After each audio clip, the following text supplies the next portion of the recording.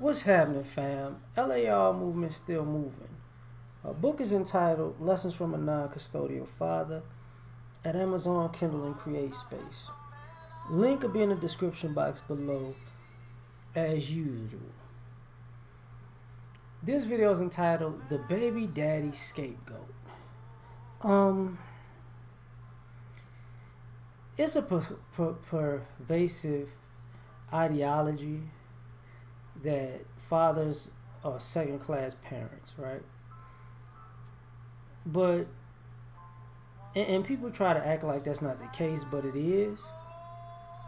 But one of the problems with that is because we're second-class parents, we get to be the scapegoat for everything wrong.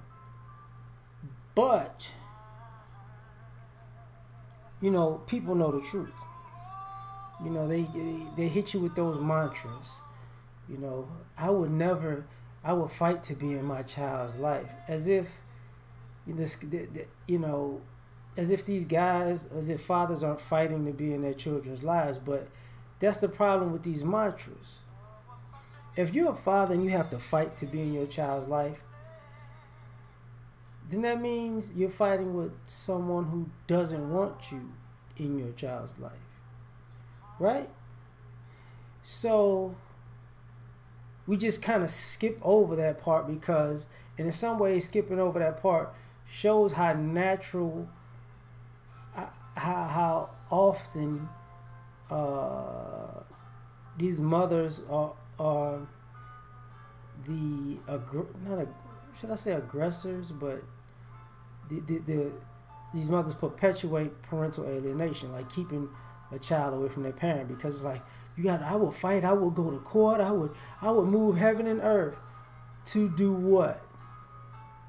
To have a relationship with your child. If you got to do all that to have a relationship with your child, that means the other parent is pretty dug in and drew a line in the sand that you shouldn't speak to your kid or spend time with your kid or have a loving relationship with your kid. We skip over that part, and it's the baby daddy scapegoat. Well, what did you do to cause this? I mean, it's so bad that even the court system has realized, look, we're going to have proof all the time. We need receipts for everything, because the courts have been lied to so many times, and they've caught so many mothers in so many lies after so many years. That's why they have all these conversations recorded now, because women lie a lot. But as long as you got a baby daddy, he's the scapegoat, right? That's a problem. The situation, you're a scapegoat. If you one of the baby daddy scapegoat mantras. These men don't want to take care of their kids. That's funny, because I hear y'all saying that, but a lot of these fathers have fought for custody. They've lost, but they fought for custody. It's not like these guys just woke up one morning, you just wanted the baby, whatever. No, a lot of these guys fought for custody. When you have a stat like 9 out of 10 cases, mothers win custody, that means there are 100 for every 100 cases that deals with child custody, 90 of them women win. That means the fathers have fought. So it's so actually they do want their kids. Actually these statistics show that fathers actually make better single parents. Their children are less likely to deal with all of their children are less likely to deal and have so much dysfunction. They're more productive citizens. But we skip over that. Because they don't want the kid. And one of the problems with that mantra is it's funny that people say that these fathers don't want their kid, but you know, adding on to the, I will fight for my child. Nothing will keep me from my child. How many guys have had the police called on them for for just going to be with their kid, or talking to their kid, or picking their kid up, or taking their kid somewhere, or doing something as father and child? Or, so these guys want their children. How many times have arguments ensued? Well, you can't take my baby, my baby, my baby, my baby. It's my baby. That tells you something. That's a baby daddy scapegoat. He's the scapegoat for everything that goes on. How many fathers have had to walk away because it gets so bad that these mothers get aggressive and physical, and they start punching and pushing and kicking and screaming and causing scenes. And if you're a man, everybody's gonna look at you, But it's got to the point where even the police can figure out the routine. Oh, you went to pick up your child and she flipped out, huh? So you had to leave, right? Right, I get you. Just have your paperwork. We'll get there, then we'll get your kid. And then I don't want. I'm scared that they gonna take the kid. It's like it's a scapegoat. It's a lot of baby daddy scapegoats. These men don't care about their kids. I wouldn't do that if I was you. Because what winds up happening is, how many of these quote unquote baby daddies that don't care about their kids have these relationships with their kids that they have to have on the low, because these you single mothers, what are you doing caring about your father? I'm your mother and your father. That type of shit. You guys gotta sneak over family members' houses or over their house when they're not there and shit like that. It's like they care. They just don't care to put for your nonsense, right? So, people try to skip over that part, but you can't. Like it's like the things I'm talking about are not small instances. They're like multiple elephants in the room. So it's a problem. It's a big problem. The other thing,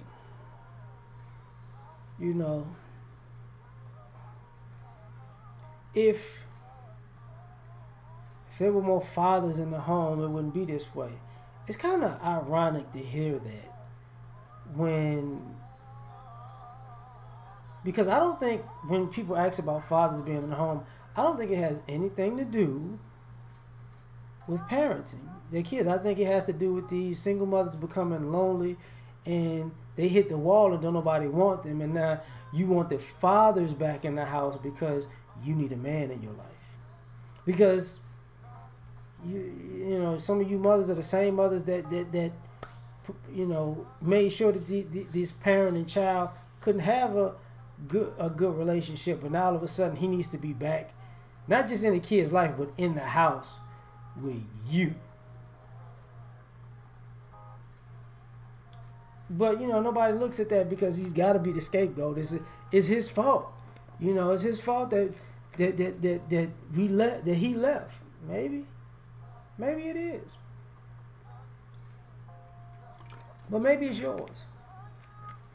We don't talk about all of the people who are adults right now who don't have a good relationship with their mother because of all of the things that were done and blamed on their father, that they come to figure out as adults.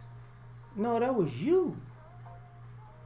We don't talk about when we talk about no generational wealth. We don't talk about it wasn't the fathers who blew the money, it was the mothers. We don't talk about these men moving on and having great relationships, you know, but these mothers having multiple men and having terrible relationships. So it's like, yeah, it's a mom.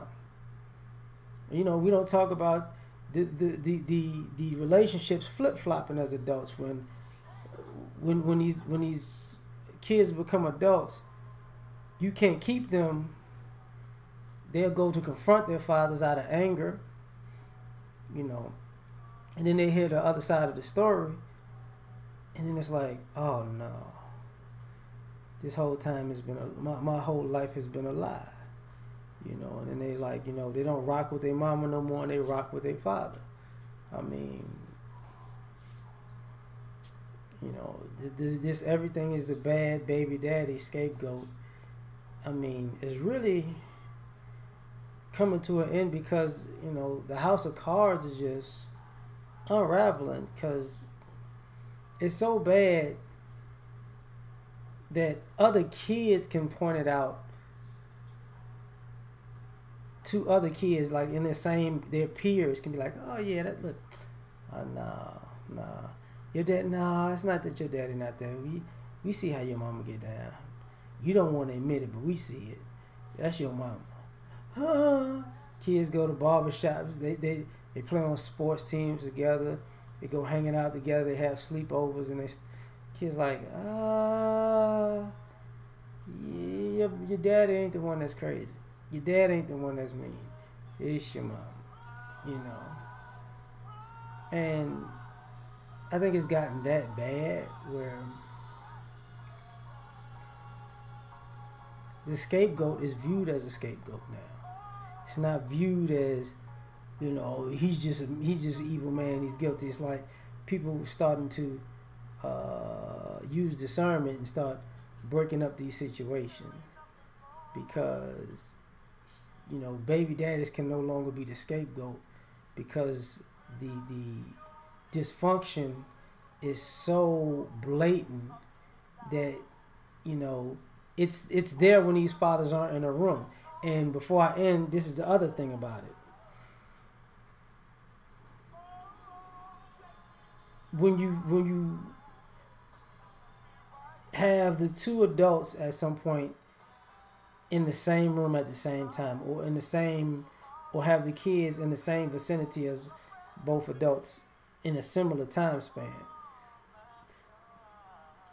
or if they go from one household to the next, you know, no, whose house is more so in order says, you know, who's the better person and the better parent, whose house is more peaceful, you know.